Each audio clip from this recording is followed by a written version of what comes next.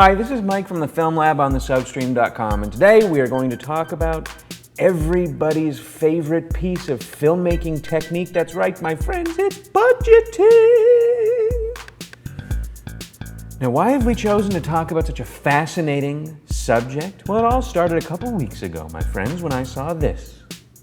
The only life they've ever known is war. He loves playing in the jungle. Exactly. We'll see. Not so funny.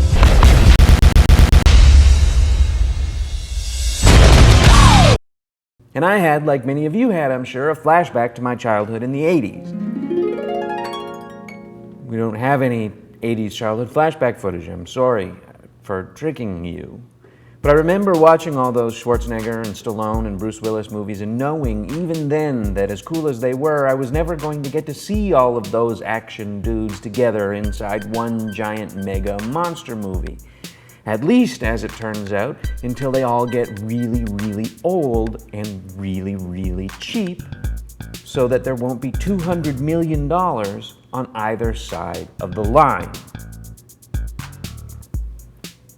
In film budgeting, there are two kinds of expenses: above-the-line expenses and, surprise, surprise, below-the-line expenses. The line itself is now theoretical, but used to be practical, a literal line on a piece of paper that marked the separation of money spent before production began.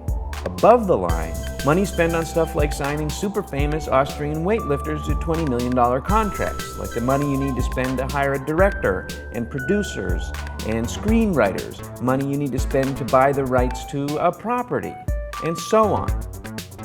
Below the line is the money that you spend once you start shooting: the assistant directors, the equipment rentals, the grips, the sparks, the caterers, the film you need to shoot, the explosions, the stunt guys, the pyro, the DOP, the effects, the editor, all of that stuff.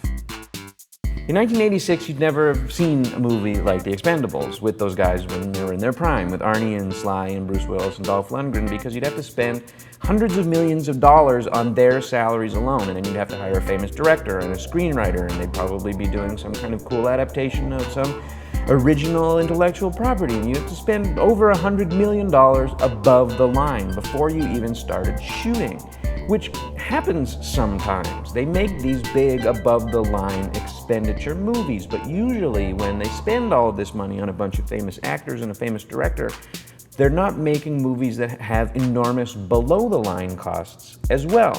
Famous actors, famous directors, usually they don't end up in movies with explosions and CGI. They usually end up in movies like, I don't know, Funny People, where it's people in a diner being famous and cute, talking to each other, and there's not a whole bunch of people lit on fire and exploding in the background.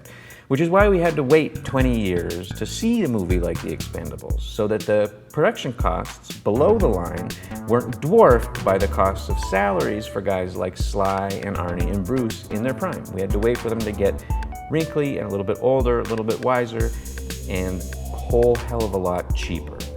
But it doesn't matter to me, because you're still worth $15 million and 20% of the gross profits, Sly, and I will see anything that you ever do.